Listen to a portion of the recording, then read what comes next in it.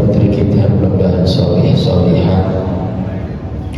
Yang sakit kita doakan mudah-mudahan diberikan kesabaran dan kesembuhan. Yang masih ada ujian, masalah, cobaan, mudah-mudahan diberikan jalan keluar yang terbaik oleh Allah. Sing sampun kapundhut yang mendahului kita, mudah-mudahan Allah jadikan kuburnya pelataran surga.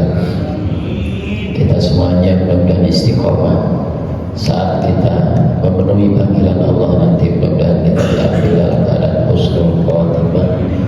Biridha'illahi ta'ala. Al-Fatihah. A'udzu billahi minasyaitonir rajim. Bismillahirrahmanirrahim. Alhamdulillahi rabbil alamin, arrahmanir rahim, maliki yaumiddin. Iyyaka na'budu wa iyyaka nasta'in. Ihdinas siratal mustaqim. Shiratal ladzina an'amta 'alaihim ghairil maghdubi 'alaihim waladdallin. Rabbi ighfirli wa liwalidayya wa lil mu'minina. Jamaah sekalian yang dimuliakan oleh Allah, sebelumnya mohon maaf karena tidak sesuai jadwal biasanya, yaitu Selasa pertama. Kebetulan posisi waktu itu masih di Madinah kayaknya. Selasa keduanya sudah.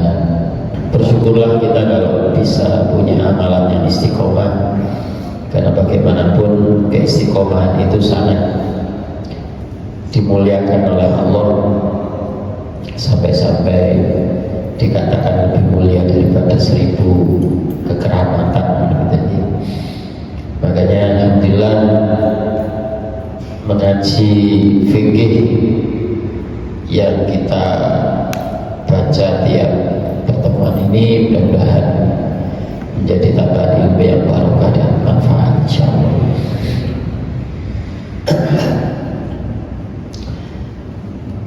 Sekarang kita sampai di fasal tentang wal mar'atu tukhalifur rajula fi khamsati asya. Mudah-mudahan tidak salah. Qala Syekhul Mu'allif rahimahullah wa nafa'na bihi wa bi'ulumihi fid dharain amin. Radhiyallahu ta'ala anhu wa ankum ajma'in. Laqad wal mar'atu, perempuan itu tukhalifur rajula, berbeda dengan laki-laki, fi khamsati asya, dalam 5 kondisi, 5 keadaan. Farrajulu yujafi mirfaqaihi an jambayhi. Kalau laki-laki itu yujafi mirfaqaihi, bahasanya yujafi itu macam-macam artinya ya, tapi yang paling gampang kita terjemahkan adalah membuka kedua sikunya, an jambayhi, dari lambung janggut ya, istilahnya apa ini ya lambung aja lah, atau 2 pinggang mungkin barangkali ya, jadi agak sedikit dibuka begini. Itu kalau laki-laki. Wa yukillu batnahu an fakhidaihi fi ruku' was sujud. Yang kedua, merenggangkan perut dari kedua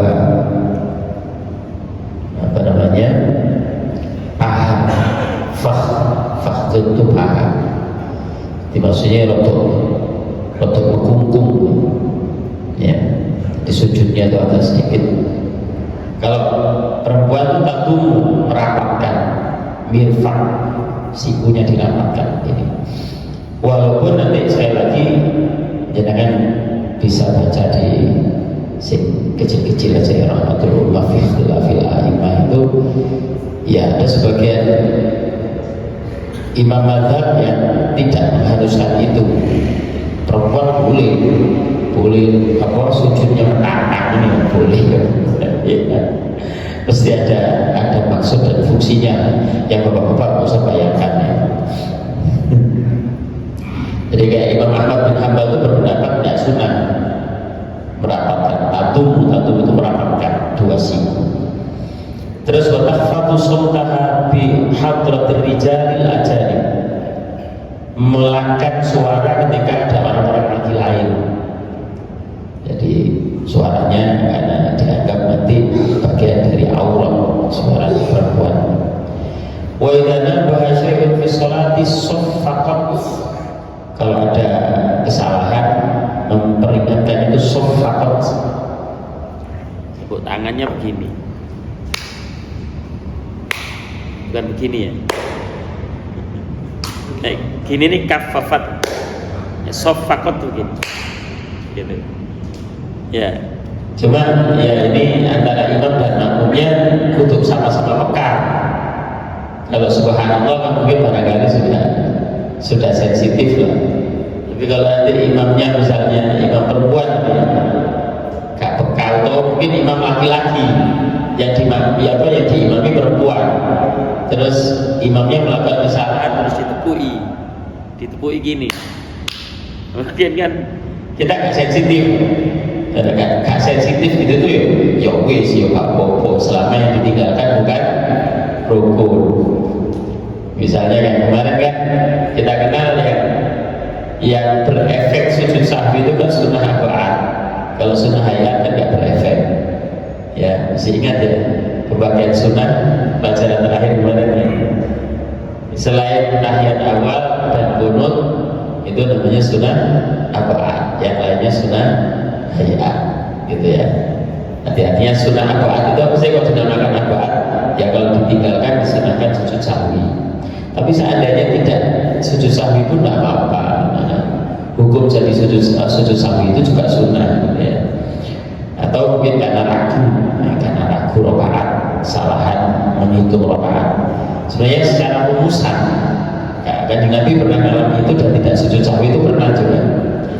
Jadi kalau rumusan ragu rakaat itu kan 2 atau 3 diambil yang kecil ya istilahnya yang pasti itu adalah yang sedikit, yang ragu adalah yang banyak gitu ya.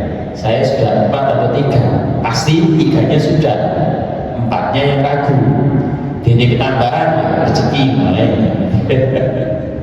kayak kemarin baru saja saya sholat tur di Nurul Jannah, saya ragu antara 4 atau 3 antara 3 atau 2. Nah saya tahiyat awal lagi terus diingatkan subhanallah, ya sudah berdiri, saya kan pakai rumusnya tadi itu rumusnya bukan rumus saya, rumus DVK, jadi ambil yang sedikit. Nah ini salah ya apa-apa. Ada yang mengatakan itu disunahkan sujud sahwi, ada yang mengatakan tak perlu sujud sahwi. Nah ya kalau seandainya misalnya imamnya tidak sujud sahwi, apa jadi kan perlu sujud sahwi juga? Ya tidak perlu. Ya apa sih dilakoni imam ya itu dilakoni selama dia tidak melakukan hal yang membatalkan sholatnya. Jadi misalnya sujud sahwi itu kan qabla salam, moro-moro nanti setelah imam salam sampai sujud sahwi sendiri misalnya, moro-moro begitu, itu tidak boleh. Malah jenenge misalnya khilaful aula, tarkul aula. Yang utama bagi panjenengan adalah mengikuti imam, sedang melakukan sesuatu yang nyulayani berbeda dengan imam itu tarkul aula, meninggalkan keutamaan. Nah itu malah tidak baik. Batal enggak, tapi ya tidak sesuai aturan. Wa jami'u badanil hurrati auratun illa wajhaha wa kaffaiha. Terus seluruh badan wanita hurrah, wanita merdeka itu adalah aurat kecuali wajah dan kedua telapak tangan. Jadi memang seperti itu adanya. Nah ini berlaku juga waktu ihram. Makanya kalau pas lagi baik manasik maupun praktek di sana, kalau tiba-tiba ada ibu-ibu yang pakai masker, gak usah cadar, masker aja. Ya, saya tanya, ibu sakit? Enggak usah dilepas, tak boleh menutup wajah. Itu. Jadi seperti itu aturannya, karena wajah ini harus dibuka, harus. Kalau ditutup, jadi melakukan pelanggaran ihram, termasuk larangan ihram menutup wajah itu telapak tangan. Terus sampai jangan terus banding-bandingkan loh itu orang-orang lain, ya kita tidak mendalam memahami fikih mereka. Mungkin mereka fikih Hambali, fikih Hanafi atau fikih Maliki, kan kita tak mendalami itu. Ya tidak usah berspekulasi. Orang-orang sana kalau tawaf kadang-kadang juga kita lihat punggung tangannya ini terbuka, gitu ya. Nah sedangkan kita jangan kalau belajar nanti di Hanafi batasan auratnya perempuan itu kalau tangan sampai separuh lengan atas, separuh lengan bawah gini. Ini boleh terbuka. Kaki juga begitu. Artinya ada beberapa hal yang memang khilaf dalam hal ini. Ya, kita nggak usah bingung loh, kok bisa khilaf. Ya gambarannya balik lagi. Kita sama-sama nggak ketemu Rasulullah. Yang ketemu Rasulullah itu para sahabat, yang ketemu para sahabat itu tabi'in. Nah, Imam Hanafi itu bertemu sahabat. Yang paling sepuh Imam Maliki itu bertemu sahabat. Di generasi Imam Mujtahid atau Imam Mazhab ini adalah generasi tabi'in. Kecuali Imam Ahmad bin Hanbal yang paling muda di antara 4 imam ini. Yang lain-lainnya itu bertemu sahabat semua. Artinya kita tidak meragukan kapasitas mereka karena para ulama mulai zaman beliau hidup sampai saat ini juga nggak ada yang meragukan ijtihad beliau, kepakaran beliau dalam hal hadis, Quran dan lain sebagainya itu sudah tidak diragukan lagi. Bahwa beliau berbeda mungkin barangkali memang sumber pengambilan hukumnya berbeda. Gitu aja. Sampai terus kata lagi wal amatu karrojuli, amat sekarang di kita pun insya Allah mungkin sudah di seluruh dunia sudah nggak ada. Tapi seandainya ada, amat itu masih amat. Amat itu budak perempuan. Budak perempuan itu auratnya seperti laki-laki. Ini sebenarnya bapak-bapak ini. Jadi ini berandai untuk nakal. Sampai misal terjadi peperangan dengan orang-orang Uzbek atau orang-orang Rusia, ya, terus habis itu kan perempuan itu salah satu ghanimah, salah satu rampasan perang. Kalau perempuan-perempuannya itu apa istilahnya menyerah dan tidak mau masuk Islam, mereka posisinya dijadikan amat itu budak. Nah aurat mereka itu ini bukan aurat karena baina surah wa nufah. Luka pun Allah. Jadi dalam kajian hukum perbudakan ini memang banyak apa namanya para ulama-ulama yang berbeda pandangan gitu. Tapi yang pasti begini, kalau saya disuruh jawab kenapa di fikih Islam itu masih dibahas tentang perbudakan. Di saat Islam belum turun, itu perbudakan jauh lebih parah daripada saat Islam turun. Nah saat Islam turun itu diatur. Kayak contoh pernikahan sebelum Islam itu bukan dibatasi karena ta'addud atau jumlah istri itu menentukan status ekonomi seseorang. Makanya salah satu yang disodorkan oleh pemuka-pemuka Quraisy ketika ingin Rasulullah menghentikan dakwanya adalah kon jaluk wong wedok piro. Bukan cuma kau soal kekayaan jabatan. Kon kepingin dianggap paling lanang pada ini wis sakatmu jaluk piro wis. Gitu. Makanya khusus untuk Rasulullah memang batasan 4 itu apa namanya istilahnya disendirikan. Nah, kita dibatasi 4 itu mengatur, tidak menghilangkan, gitu. Sama kayak proses pengharaman khamr itu kan bertahap. Walaupun akhirnya khamr diharamkan secara mutlak. Nah, perbudakan ini soalnya apa? Kok gak dihilangkan sama sekali? Masih ada kemungkinan manfaatnya, Allah a'lam. Walaupun mungkin otak saya mungkin barangkali berpikir ya lebih baik tidak ada. Makanya dalam setiap nanti jenengan akan baca di bab dia bab tentang denda-denda atau kafarat dalam fikih. Jenengan buka nanti kitab-kitabnya. Setiap kali ada konsekuensi dam atau denda, itu yang paling atas pasti adalah memerdekakan budak. Pasti. Nanti baru atau. Kayak damnya haji kan juga begitu. Dan nusuk yang paling utama adalah memerdekakan budak.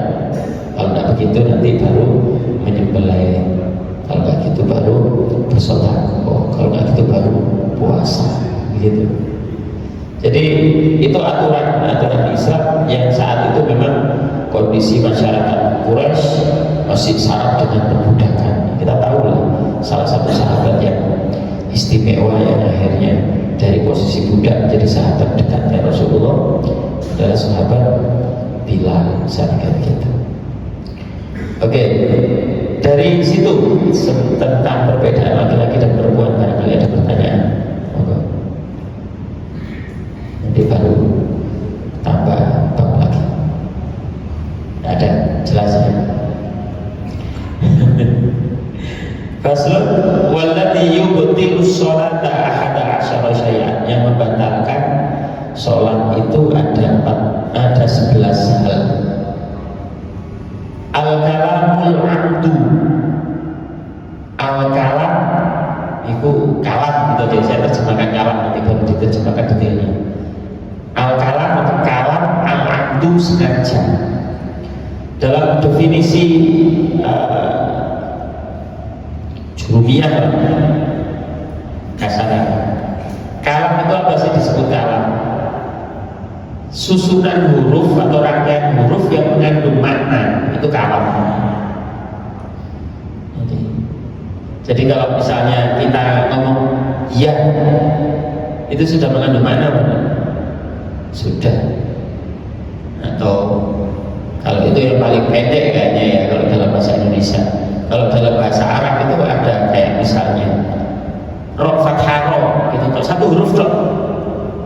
Jadi di situ berarti nggak harus rangkaian, satu huruf atau lebih yang mengandung makna. Ro fathah ro itu ada artinya. Lihatlah. Atau kof kasrogi ki gitu dok. Itu ada maknanya. Jagalah.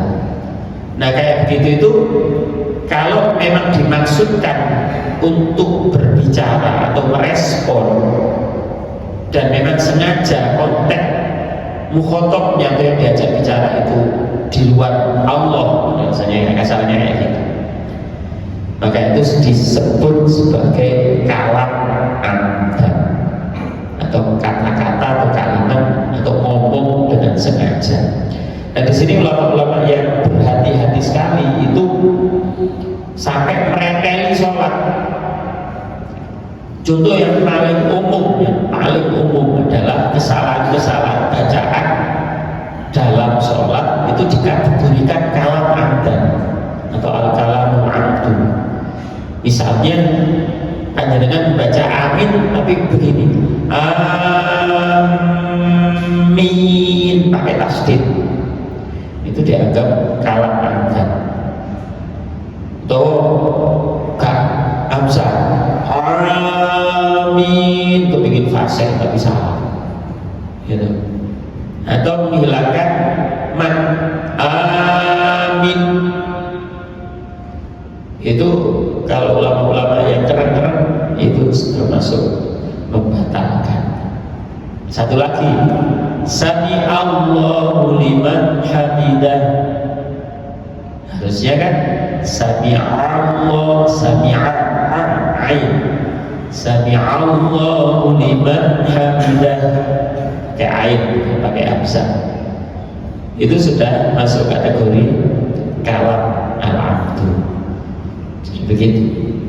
Termasuk misalnya kalau seandainya panjenengan kepingin berdoa di dalam sholat, boleh banyak kesempatan kita berdoa. Kayak kunut itu kan juga doa. Tadi itu kita kunut itu doa. Misalnya waktu sujud jenengan kepingin doa atau sebelum salam jenengan kepingin doa, boleh. Selama konteks doanya itu kepada Allah, tidak apa. Tapi ketika sudah menyebut hal-hal lain, misalnya atau berbahasa selain bahasa Quran, ya Allah, kulo nyuwun ya Allah, ada kulo ujian ya wis langsung itu kalam anta. Ya misalnya kalau dengan bacanya Allahumma ya Allah ya apa istilahnya pakai bahasa Arab ya injahillahu apa fatur auladana ya Allah masih boleh. Ya Allah lihatlah putra putri kami ya Allah, tatalah bimbinglah mereka dalam bahasa Arab misalnya gitu ya, itu boleh. Itu pertama al kalamul abdu wal amalul katsir, bergerak dengan pergerakan yang banyak. Nah pergerakan ini yang dimaksud kalau dalam Fathul Qoribnya dalam penjelasannya itu adalah pergerakan besar al-amalul kabir. Itu pergerakan besar itu melibatkan anggota badan yang dominan. Misalnya tangan itu yang disebut tangan adalah lengan ini. Lengan ini dihitung, tapi kalau jari itu tidak dihitung, gitu ya. Kalau jari ini tidak dihitung. Jadi kalau dengan pukul-pukul jangan gini. Ini dihitung jiru, terus berturut-turut. Tapi kalau mau pukul-pukul gini aja. Masih 120 ya gak pukul. Misalnya begitu. Tapi kok kembali lagi kalau niatnya itu tamantu istimtah atau durinan la'ab itu gak boleh. Misalnya dengan sembahyang orang-orang ini tangannya kayak gini itu la'ab namanya. Atau pas kunut biasanya gisi akeh ya ceduk siapa ora? Kadang-kadang sih ada. Itu la'ab gak boleh termasuk membatalkan. Masih gak sampai telu tapi membatalkan. Ya. Sekarang kayak ini sampai gini. Terus bayang masih sempat truk. Iki model jangan lapos. Gak boleh seperti itu. Jadi kalau gerakan wajah itu 3 kali. Kalau gerakan yang dianggap keras, misalnya kantor gitu ya, itu 1 kali sudah membatalkan. Misalnya gini ya, kita kan boleh juga orang lewat di depan kita dengan gini gak dihitung, tapi moro-moro balik seliwat dengan memadel sempul cepok ya, itu 1 kali aja udah batal gitu ya. Tapi itu Syafi'i ya, yang lainnya berbeda ya. Kita fokus dengan kitab takrib ini, kitab Syafi'i.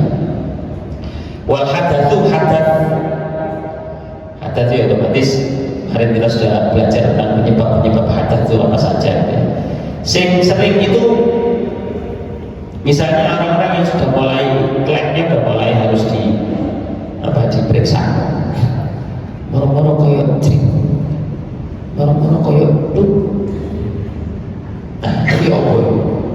Nah dalam bahasa normal selama tidak ada bukti nyata itu bahasanya gitu. Kalau di belakang itu tidak ada suara dan tidak ada bau, maka nggak usah dianggap. Itu ya. Yang di depan juga begitu. Kalau benar-benar nggak ada fisiknya nggak usah dianggap, karena iblis itu punya pasukan khusus buat orang wudu sama sholat, namanya walhan. Nek bodoh lanang wedok soal syahwat jenenge dasim. Nek Jawa nek nyai dasima. Itu asli kono itu. Ya. Jadi bukan sekedar mitologi Jawa. Setan yang khusus goda laki-laki perempuan soal syahwat itu namanya dasim. Nah, soal gaya was-was sholat atau wudu itu namanya walhan. Senengannya ngono aja nih. Sama nanti dengan baca di beberapa kitab ya. Itu nih pas awal dewi sholat ya, sampai dibelani nyebul bokong sampean. Jadi semuker jadi semua. Ya, sampai koyok sampai ngentut padahal gak ngentut. Mana koyok niku wis gak usah diatur, Mas. Ngentut gak sebenarnya. Ya, ngecek gak. Nah, ini kok pas di manis bayar kok ilu kok kuning. Ya berarti kalau bisa bukti ini berarti kayak gitu. Nggak usah orang lain, ya maaf ya. Apa ya, saya termasuk terkena penyakit was-was begitu itu. Sama bapak waktu akhir-akhir apa, saya menangis sedikit ya, mbak kagum saya. Itu hilang ya, ada doa juga. Salah satu caranya adalah ada kayak digetak, ya orang Jawa digetak ya. Jadi kayak ambek tungo nih, digetak, bro. Atau ya kalau secara pemahaman sudah nggak usah direken. Nah, saya punya ustaz, insya Allah saya menghormati beliau karena beliau sempat jadi guru Quran saya, juga guru bahasa Arab saya. Itu beliau kenal penyakit was-was, saya nggak sebut namanya untuk tidak ghibah. Jadi kasihan hudus ini bisa ketebloan faktor luar atau faktor pribadi. Hudus itu kena najis gitu ya. Jadi misalnya tiba-tiba sampean apa namanya, dok ini orang hudus pas sujud baru jebrot ya. Bagaimana dengan lambung? Nah ukurannya nanti najis ini kalau ukurannya kecilnya sampai seberapa? Itu dulu pernah dikaji di apa kelas musyawarah di hadapan Robert Wahina ya ini sore hari itu, sampai ukurannya kira-kira seukuran jagung sicili. Jadi kalau nempel gede itu ukurannya sih satu, itu sih makfuz ya. Tapi nek moro duncan jebrot moro sampai gede kabeh wis itu kudu najasa. Beda nek misalnya sampai keteblokan kayak jejak. Misalnya sampai pas rukuk moro keteblokan kayak jejak jebrot. Sing sholat tidak ngerti, makmumi ngerti, ya makmumi. Gimana makmumnya? Kalau cak sampai keteblokan kayak jejak batal akeh. Ya berjalan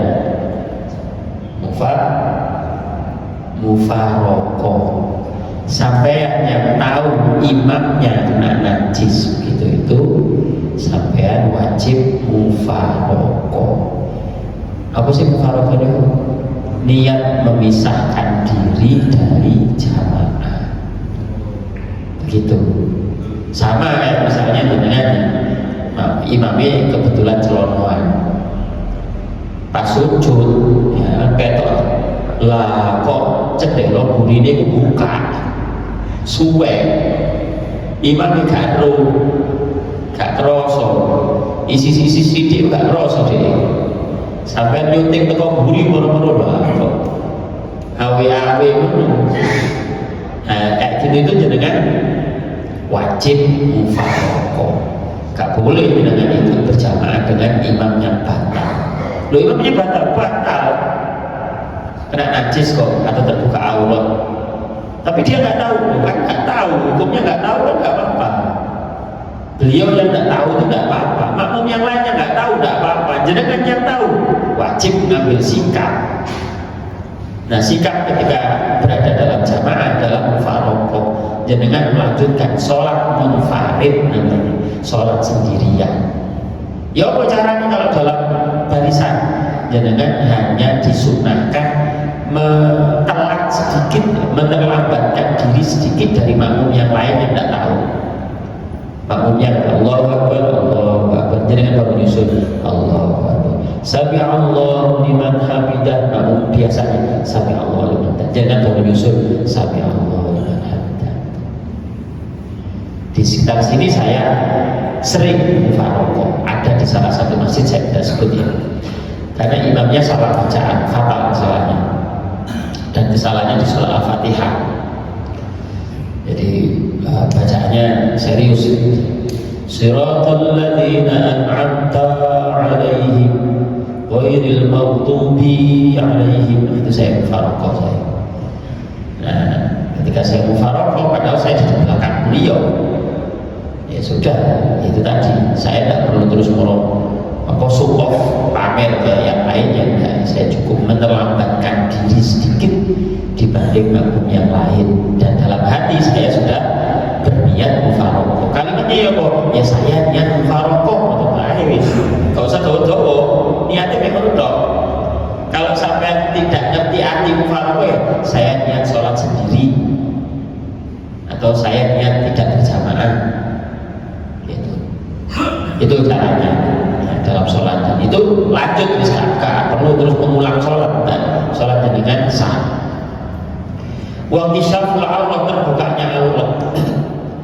Terbukanya aurat ini sampai batas waktu tertentu ya. Misalnya jenengan pas sholat moro-moro, misalnya ibu-ibu pakai mukena, misal moro-moro lugur atasannya atau disorani melorot ya, lo bapak-bapak sarungi moro-moro melorot misalnya gitu, itu nih langsung dibenarno itu gak batal langsung. Tapi nih terus moro-moro melorot lumayan ya, ISIS lah kira-kira jarak sak piro ya, ukurannya jaraknya para ulama sepakat jarak tumanina subhanallah, bacaan artil ya subhanallah berapa detik gitu ya, kurang lebih kan anggap aja 5 detik gitu ya.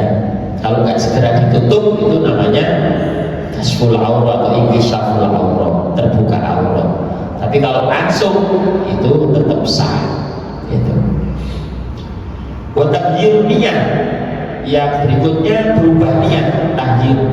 Jadi jenengan gini, Bis Allahu Akbar gitu, moro-moro ketok dulu ya, wah ini udan kubahanku kurang tantasi, kurang terus tak batal, langsung batal,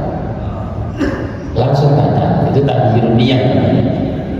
Aku berjanjian boleh orang telepon tak batal, langsung batal gitu. Satu-satunya tahyirun niat yang tidak terbatalkan adalah mufarokoh tadi itu, karena jenengan tidak niat keluar dari sholat tapi hanya keluar dari jamaah, paham ya? Jadi tidak boleh, kecuali sholat sunnah itu nanti misalnya kayak begini, kayak ceritanya apa namanya Jurej ya, Syekh Jurej. Kalau misalnya jenengan ditimbali orang tua sama sholat sunnah, itu yang wajib kan? Ya mendatangi panggilan orang tua. Kasus ceritanya Jurej, dengan pernah dengar cerita Jurej, itu ya.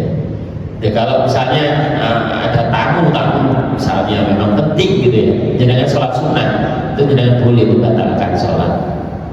Atau faktor keamanan ya, misalnya ada konslet, ada apa waktu apa, tapi nek sholat wajib ya apa terus kan haram membatalkan sholat tanpa alasan ya. Yang moro-moro pas sholat ono ulo berbisa kobra atau apa lah, sampai dua anak cilik, dua putu bayi lah, ya apa batal apa tidak boleh batal. Sampai boleh mengambil tindakan pengamanan tanpa membatalkan sholat, namanya syiddatil khauf. Berulangnya sampai kena tahu wudhu cetok sampai mati, lanjut sholat tanpa membatalkan. Yo jadi sekolah sampai nguber itu sampai tutup respon. Jangan sepakat mereka batal. Tapi saat syiddatil khauf itu tidak dihitung gerakan, tapi bukan ucapannya. Jadi para sahabat itu pernah perang, kan ada perang visi syiddatil apa soal visi syiddatil khauf nanti ada di sini babnya, ya. Jadi penerapannya saat itu adalah saat perang. Pas enak-enak sholat ada serangan mendadak. Jadi sholat tegal batal sambil perang, yo belayu yo ting ini. Jadi gerakan tidak dihitung tapi ucapan dihitung. Ketika moro-moro wah ayo langsung batal. Sampai moro-moro misalnya lali nggak tahu jenenge tutup ibu ya, sampai sholat teman sholat wajib itu sholat sunnah langsung batal ya. Dan sampai sholat wajib itu tak boleh membatalkan. Semua-moro waduh kosong, sampai belayu boleh sampai namakan Ya, kalau memang emergency dan emergency. Kalau nggak begitu ya percepat aja sholatnya. Karena ya mempercepat sholat itu sudah lakukan rukunnya aja. Sunnah-sunnahnya pokoknya memenuhi syarat tumakninah ya. Gue malaikat dulu. Aku baik pun. Gitu. Jadi orang-orang kompore kompungan ya, sampai cari gitu, boleh apa jenenge misalnya karung atau kain basah jeding ditutup blok Allahu Akbar. Apa-apa. Itu namanya syiddul khauf. Istidbarul kiblah, membelakangi kiblat. Apa mungkin terjadi? Ya, bu kesenggol lah. Kita ya Pak ya sudah yang diyakini mana? Soal-soal urusan dunia yang diyakini, al-yakinu la yazal bisyak, kaidahnya begitu. Jadi yakin itu tidak digoyahkan, tidak berubah hukumnya seperti keraguan. Terus wal aklu wasyurbu, makan atau minum. Nah, kategori makan atau minum ini ketika melewati batas tenggorokan. Contoh misalnya, kalau mau makan, nggak mungkin kan sholat makan. Sesuatu yang berada di jauh rongga mulut ini sesuatu yang di luar tubuh. Contoh misalnya selilin. Sampai kalau kayak ini pas sholat tuh orang doleni selilin. Tahu udah pernah kan? Gitu. Kena depan sakit yang enak ya. Terus baru sampai nelak. Nah itu berarti sampai memasukkan sesuatu dari luar tubuh panjenengan ke dalam tubuh panjenengan, itu namanya makan. Itu sudah dianggap batal. Manusia selilin. Nah minum ya apa minum? Contoh misalnya begini, sampai berdarah gusinya, itu double. Satu najis, satu sesuatu di luar tubuh. Liur itu makfu. Walaupun dia berada di rongga mulut, tapi dia makfu karena nggak mungkin kita metabolisme mulut ini tanpa liur, nggak mungkin.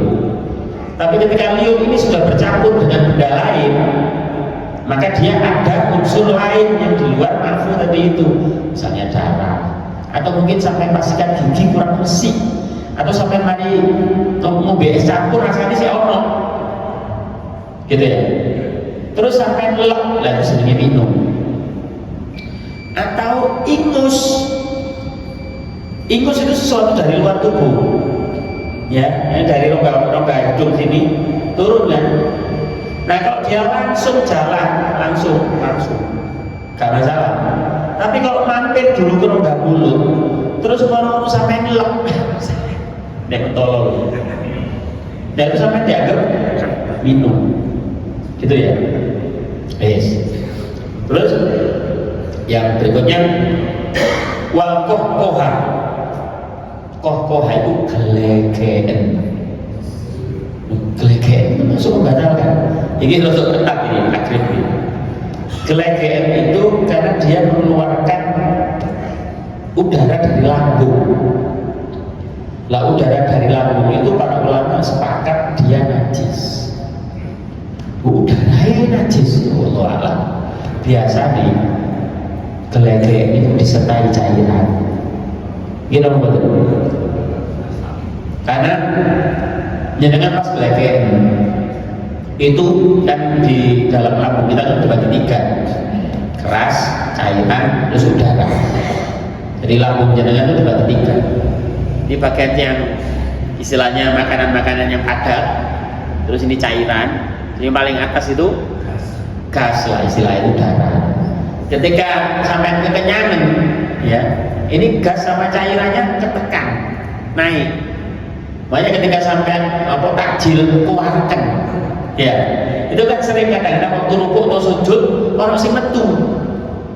Nah itu membatalkan karena dianggap bagian pertama alasannya itu ya, kalau dia sampai di rongga mulut terus ditelan lagi itu berarti termasuk kategori makan atau minum. Nah plus segala sesuatu yang berasal dari lambung itu dihukumi najis, kalau ulama sepakat begitu. Makanya saya dulu pernah waktu membahas soal toharoh, orang yang tidur di masjid, ya, itu lihat posisi kepalanya. Kalau nggak pakai bantal, ilernya najis. Kalau pakai bantal, ilernya nggak najis. Kalau pakai bantal itu posisi kepala lebih tinggi daripada lambung. Cairan yang keluar itu nggak sekedar liur, tapi cairan kepala. Tapi kalau kepalanya lebih rendah daripada lambung, cairannya itu bercampur dengan cairan lambung dan itu hukumnya najis. Begitu. Terakhir, wanita murtad. Na'udzubillah orang-orang misalnya. Ya buka ya kok wahnya ini. Wis tak gunung kawi ya aku misalnya ngono ya. Seadanya aku tak kayak pesugihan. Lu murtad ya. Gusti Allah itu murtad. Paling aku dikoro hidup langsung murtad. Nah hal kayak gitu yang membatalkan sholat itu 11 hal yang membatalkan sholat. Enggak sambil nunggu isyraq, barangkali ada pertanyaan. Barangkali itu dulu, barangkali ada yang perlu disampaikan. Assalamualaikum warahmatullahi wabarakatuh. Begini Ustaz, suatu saat saya pernah ikut sholat berjamaah suatu tempat. Ternyata jamaah sebelah saya punya sifat was-was. Misalnya, ketika dia baca tahiyat akhir, dia baca at-tahiyat itu berkali-kali. Sampai imam salam, dia masih at-tahiyat terus. Dan itu pun keras bacanya. Sehingga saya di sebelahnya merasa terganggu. Nah pertanyaannya bagaimana dengan sholat saya, batal apa tidak? Yang kedua, cara mengingatkan beliau itu enaknya bagaimana?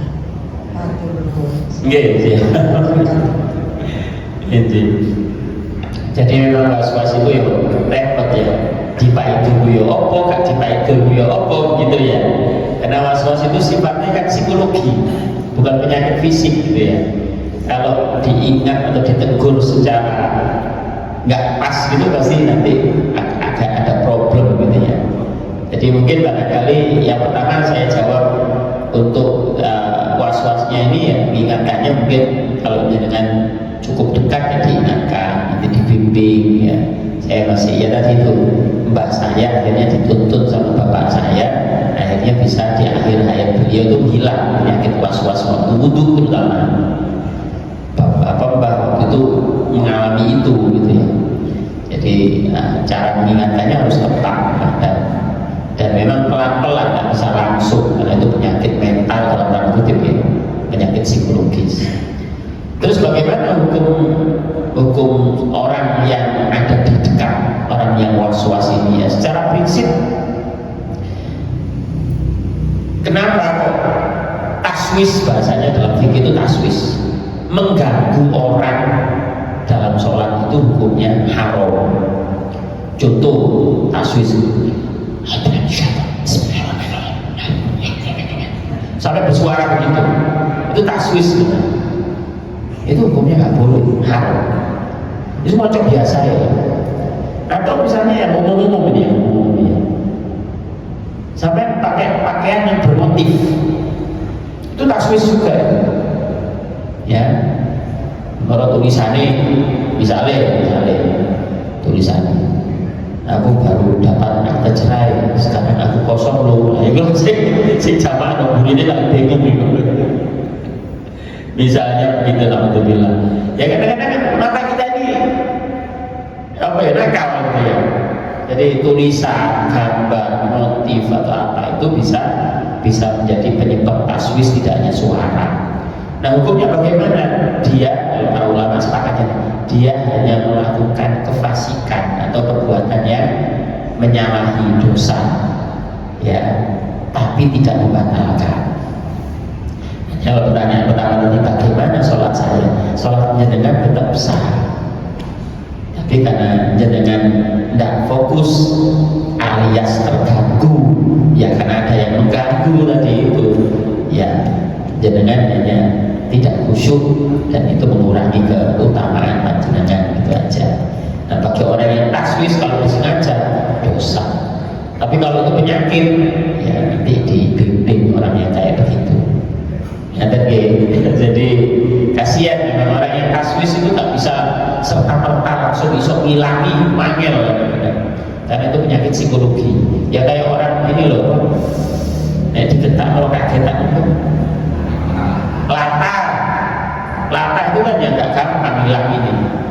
itu ya pelan-pelan.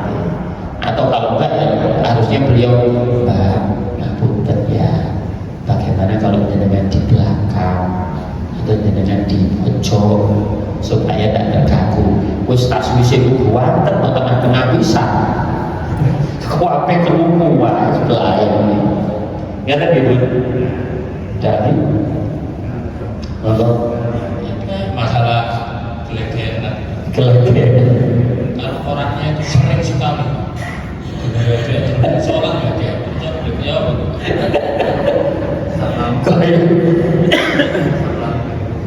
iya, kayak ada produk dokter yang Pak Bro.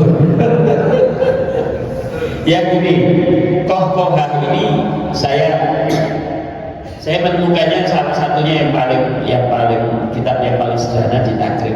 Tapi di kitab-kitab lain tidak dimasukkan.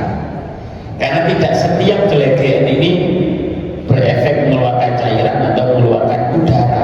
Sampai ini kadang-kadang kroso ya, itu pas gelegean itu mengeluarkan air, mengeluarkan udara.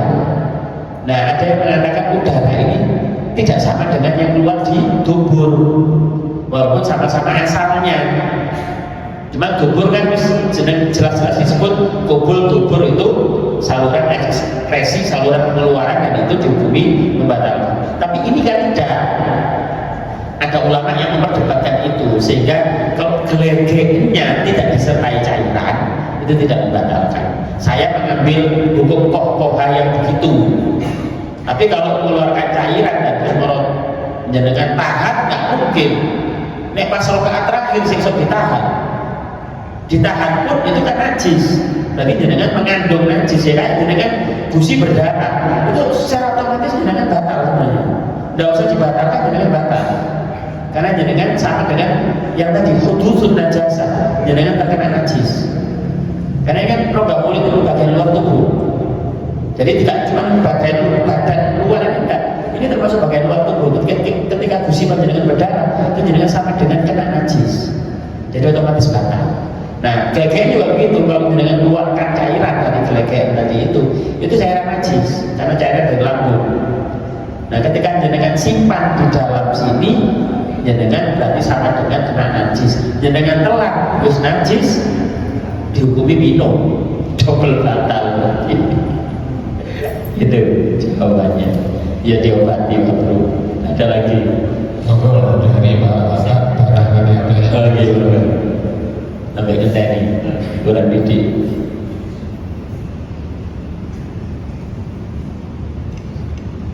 Mungkin nyambung yang barusan. Kalau gelegean atau berdarah kan dalam sholat, ketika sholat kan membatalkan karena najis. Kalau di luar sholat, wudhunya sendiri itu batal juga atau bagaimana sih? Iya. Wudhu atau hadas sama najis itu hukumnya terpisah. Baru terkumpul dalam sholat. Gitu. Jadi artinya gini, jadi kan habis wudhu terus terkena najis itu nggak pengaruh. Ya, jadi kan kondisi selain otomatis anggota wudhu ya, kalau anggota wudhu posisi misalnya jadi kan habis wudhu terus jadi kan keciprakan najis itu nggak masalah. Kecuali hal-hal yang memang membatalkan, misalnya dengan pipis, nggak jelas pipis ya. Tapi nomor keciprakan pipis, batal nggak wudhunya? Nggak batal, wudhu ya. Nah ini hadas sama najis ini berkumpul hukumnya dalam sholat beda. Ya tadi itu salah satu yang tadi kalau saya urut ya, malah urut di sini. Ya, pertama salah satu penyebab yang membatalkan sholat adalah hadas. Nah, terus berikutnya najis. Nah, di dalam sholat itu sama-sama berpengaruh. Tapi kalau di luar sholat, jenengan wudhu, terus jenengan kena najis, untuk jenengan tetap sah. Jenengan cukup mensucikan najisnya aja. Gitu. Mau di mana pun najisnya terserah. Jenengan jangan sholat, misalnya ya, terus misalnya mulung orang kecelakaan, ya bukan soal lawan jenis ya, terus jenengan kena darah-darah misalnya, untuk jenengan gimana? Nggak apa-apa, masih utuh untuk jenengan tinggal mensucikan badan aja, membersihkan dari najis-najis tadi itu, disucikan, terus itu langsung sholat nggak ada masalah. Ya tadi. Oke. Akhir. Bapak, satu pertanyaan lagi Bapak. Iya, Bapak.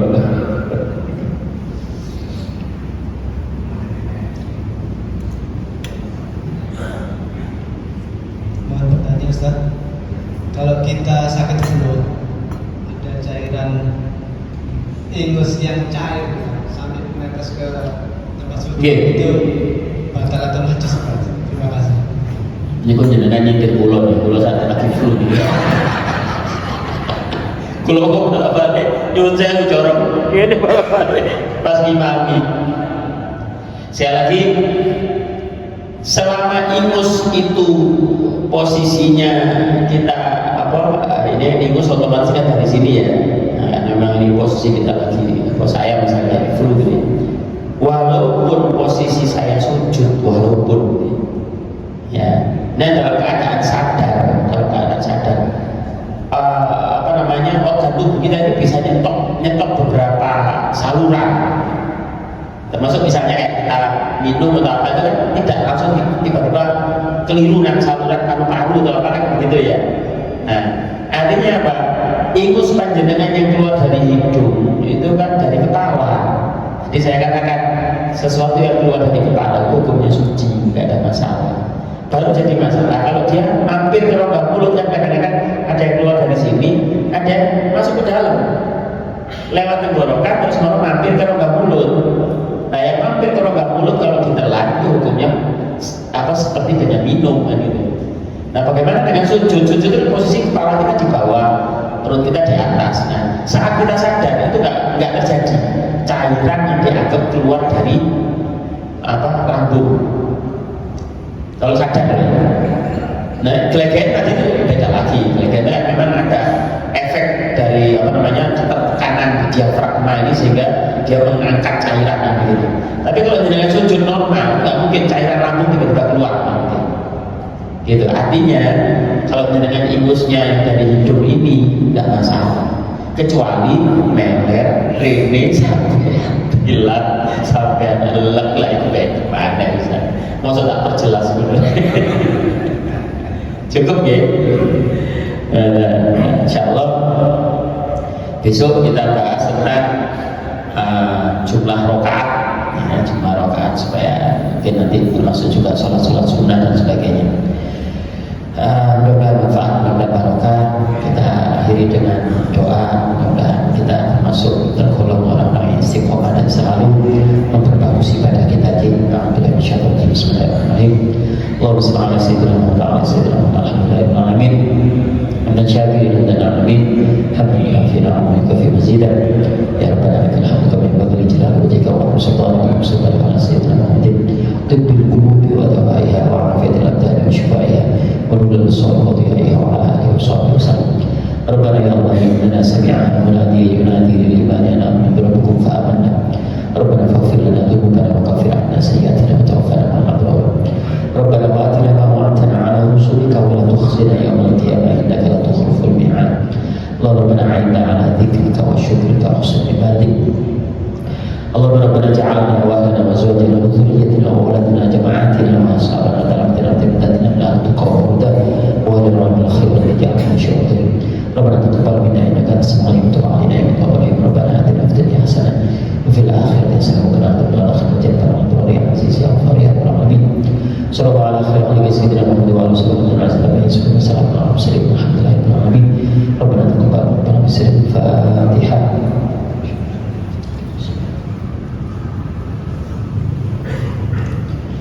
Subhanakallahumma wa bihamdika asyhadu an la ilaha illa anta astaghfiruka wa atubu ilaik. Assalamualaikum warahmatullahi wabarakatuh.